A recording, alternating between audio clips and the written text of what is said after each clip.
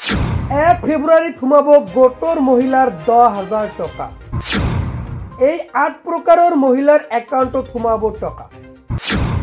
নমস্কাৰ, এই মুহূৰ্তত আত্মসহায়ক গোটৰ মহিলাসকলক দিবলৈ লৈছো বিগ ব্ৰেকিং নিউজ। কিয়নো আত্মসহায়ক গোটৰ 8 প্ৰকাৰৰ মহিলাৰ একাউণ্টত সোমাব টকা। মই সবিস্তাৰে জনাই দিম কি এই 8 প্ৰকাৰ। মই আপোনালোকক এটা এটাকৈ জনাই দিম। সেই চেনেলটো সাবস্ক্ৰাইব কৰি ৰাখি দিয়ক। যদি ফেসবুকত চাই আছে পেজটো ফলো কৰি ৰাখক আৰু ভিডিওটো বেছিকৈ শ্বেয়াৰ কৰি দিয়ক। অসমৰ সকলো আত্মসহায়ক গোটৰ মহিলাই যাতে জানিব পাৰে। মুখ্যমন্ত্ৰী হিমন্ত বিশ্ব শৰ্মা ছাৰে টকা কিন্তু সোমাই দিব 1 ফেব্ৰুৱাৰীত সোমাই দিব টকা। আৰু 1 ফেব্ৰুৱাৰী আহিবলৈ হাতত কেইটামান দিন বাকী আছে আৰু কেইটামান দিন পিছতে মহিলাসকলৰ একাউণ্টত সোমাই পৰিব 10,000 টকা। এই 10,000 টকাৰে ভালকৈ ব্যৱহাৰ কৰিব লাগিব অসমৰ মহিলাসকলে।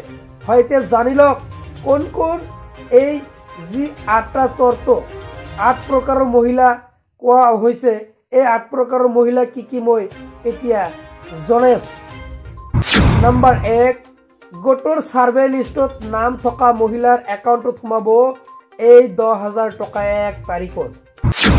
নাম্বাৰ 2, NR এলামত পঞ্জীয়ন হোৱা মহিলাৰ। নাম্বাৰ 3, বেংক একাউণ্টৰ সৈতে আধাৰ কাৰ্ড লিংক থকা মহিলাৰ। নাম্বাৰ 4, অমৃত বৃক্ষৰ গছপুলি ৰোপণ কৰা মহিলাৰ। নাম্বাৰ 5, বিজনেছ প্লান ফৰ্ম জমা দিয়া মহিলাৰ একাউণ্টত সোমাব 1 তাৰিখত টকা। নাম্বাৰ 6, জেনেৰেল কাষ্টৰ 3টাৰ তলত সন্তান থকা মহিলাৰ। Number 7, SC ST Moran Matak tea tribes আদি 4টাৰ তলত সন্তান থকা মহিলাৰ। নাম্বাৰ 8, চৰকাৰৰ নিয়ম পালন কৰা মহিলাৰ। এই 8টা চৰ্ত মানিব লাগিব। অৰ্থাৎ এই 8 প্ৰকাৰৰ মহিলাৰ বেংক একাউণ্টত 1 তাৰিখত সোমাই পৰিব টকা।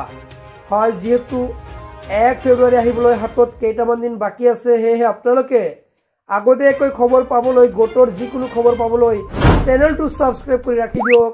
যদি ফেসবুকত চাই আছে পেজটো ফলো কৰি ৰাখক আৰু ভিডিওটো বেছিকৈ শ্বেয়াৰ কৰি দিয়ক। মই পৰৱৰ্তী ভিডিও আকৌ লৈ আহিম। আজিলৈ ধন্যবাদ।